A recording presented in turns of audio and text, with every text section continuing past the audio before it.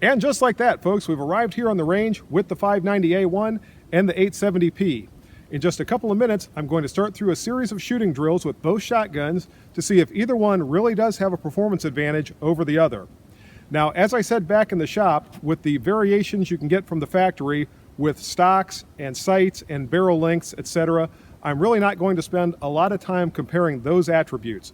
Rather, what I'm going to be doing as I shoot through these drills is trying to determine if either one, through its cycling and pointing characteristics, really does give some advantage. Now, when we're talking about pointing characteristics especially, there is going to be some of that that's going to be attributable to stock and barrel length and what have you, but there's no way to avoid that and still compare the two shotguns. So with that said, I'm going to get things set up and ready to go, and we're going to see if the 590A1 or the 870P is the superior shotgun. And I'm set up and ready to go for that first exercise. What I'm going to be doing first is just a simple speed shooting exercise. I'm going to start out in a low ready position on the signal to fire. I'm going to see just how fast I can come up and put 3 rounds on target with each shotgun. I am going to be using my shot timer with this, so I'll be able to tell exactly how long it took me from the signal till the 3rd round was fired out. So here we go.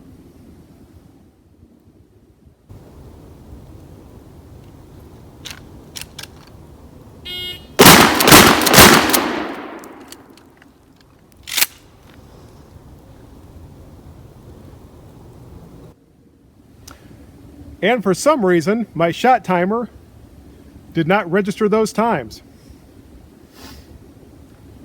So what I'll have to do is when I go back and edit this video, I'll have to time it then, and I'll edit that time into this video or before I shoot the next segment, so you'll be able to see what that time was.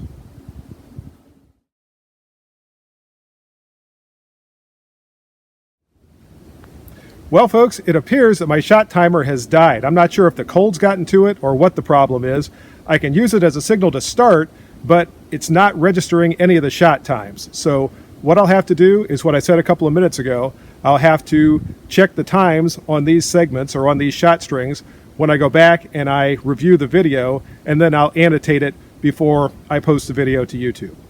So anyway, next up is the 870 on that same speed shooting drill, and we'll see how it does.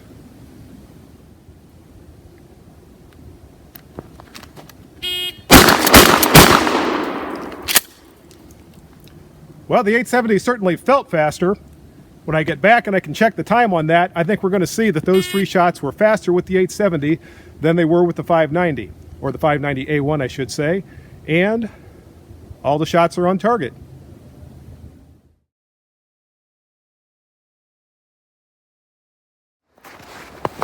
Looks like that very first shot with the 870 tried to make it off the target, although it stayed right in here, took out a sizable portion of his neck and shoulder area. I think that would have probably been a pretty significant wound with double-aught buckshot. And I don't think I mentioned the range before, but I'm shooting that from 20 feet. And again, all 6 of those shots from both shotguns stayed on target. Oh, and this is just a wad up here. That's not a miss. Okay, folks, this time I'm going to see how much significance this safety really has when it comes to shooting these 2 shotguns, or if either safety really has an advantage. Now, the first time through, I'm just going to start in a low ready position with the safety on. When I have the signal to fire, I'm going to come up, remove the safety, and fire 1 shot on the target.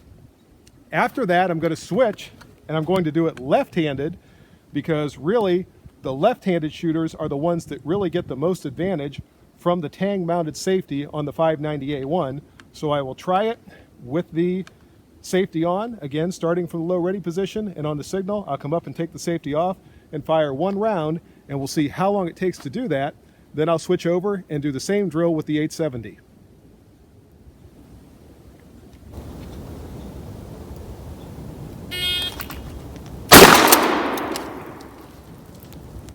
And I don't know if you saw it or not, but when I went to disengage the safety, my thumb actually slid off the receiver, and I had to reposition it before I could fire that shot. So it did take just a little bit longer, even with the tang-mounted ambidextrous safety, than it should have to fire off that shot.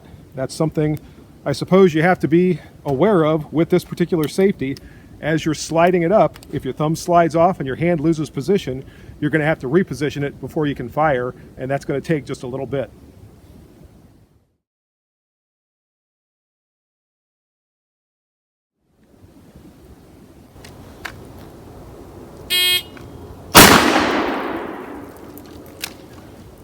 Okay, no real problem manipulating the safety with my left thumb. Now let's try the 870 on the same drill.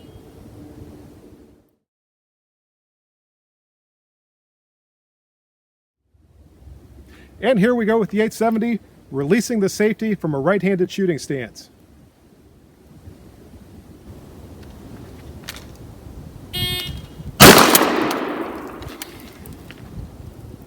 And as expected, no problem whatsoever.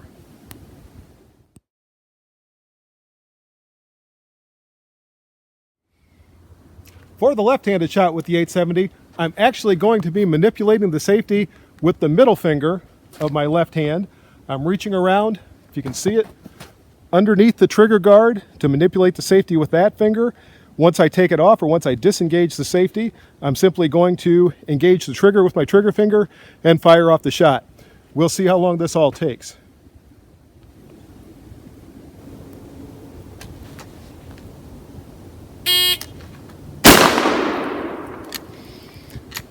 Maybe just a little bit slower, at least it felt a little bit slower, but definitely not bad and not unmanageable, even for a left-handed shooter, to manipulate that safety in the manner like I just demonstrated.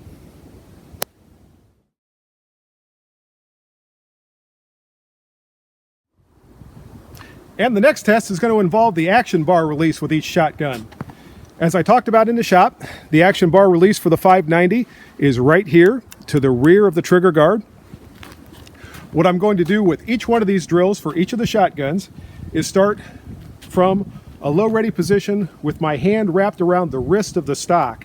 When I get the signal to fire, I'm going to reach up and release the action bar release and cycle the action. I'm going to start with an empty chamber and 2 rounds in the magazine.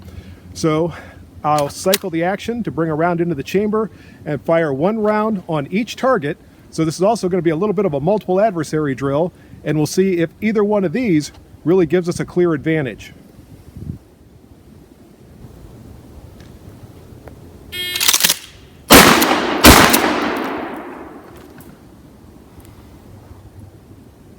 Okay, pretty quick with the 590A1. Now let's try the same drill with the 870P.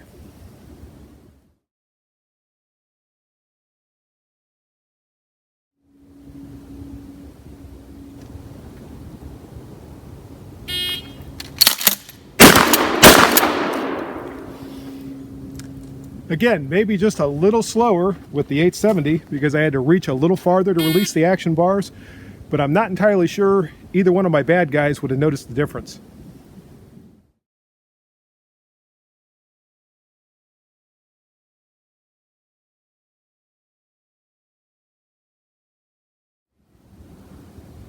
You guessed it, folks. The water bottle desperados are here to try their luck against our 2 scatterguns.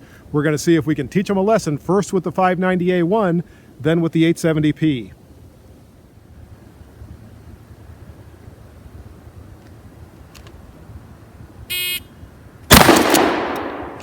I think we got them all with the first shot.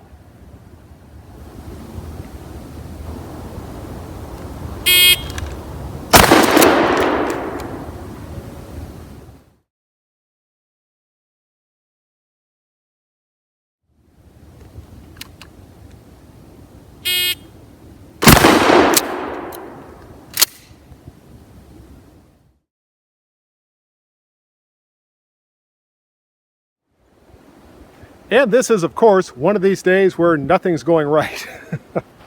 I will say that the 590A1 seems to be hitting a little bit low from this distance of 30 feet where I'm firing at the desperados. On that last shot, I actually aimed at the bottle cap, and that seemed like it hit pretty well right in the center of the bottle. The first 2 times I was aiming at the middle of the bottle, and as you saw, it hit low, which is why it spun the board they're setting on and threw the desperados everywhere. In any case, I'm going to try this same drill again now against the desperados with the 870P.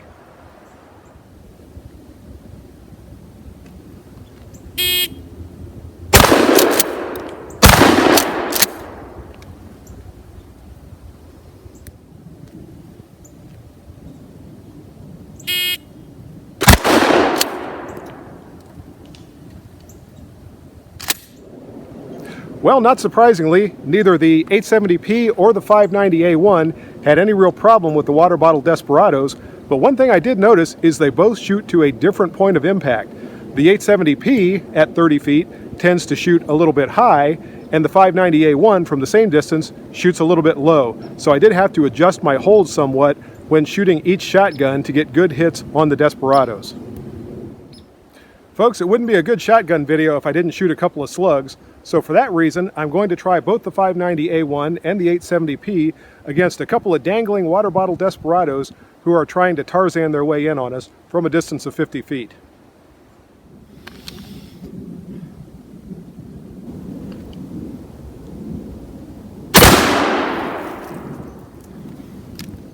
There's one with the 590A1.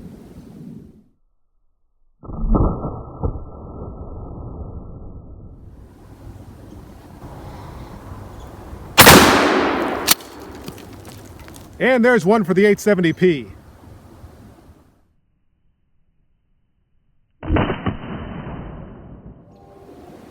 Okay, folks, is the 870P or the 590A1 a 20-foot tack driver? Let's find out.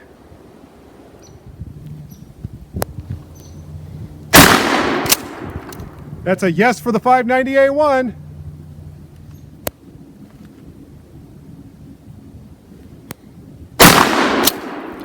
Oh, and it's a no for the 870P. But who cares? We're shooting double-aught buckshot from 20 feet.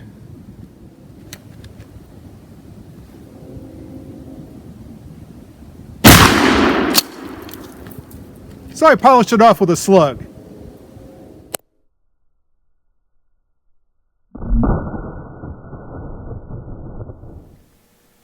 And here we are back in the shop where it's warmer. Folks, after going through this entire video and comparing these two shotguns and taking them out and shooting them, I have to say I really don't think there's a clear performance advantage for either one over the other. They're both good shotguns, and as is so often the case with personal defense weapons, it all comes down to training and what you're most familiar and most comfortable with. For me, I am most familiar and most comfortable with the 870P. I do prefer the all-steel receiver construction to the alloy two-piece receiver construction of the 590A1, but that's just me. If you come down in favor of the 590A1, I don't begrudge you your choice. And that's the video for today. I hope you enjoyed it. If you have any questions or comments, be sure to leave those below. And as always, until next time, good shooting. Bye-bye.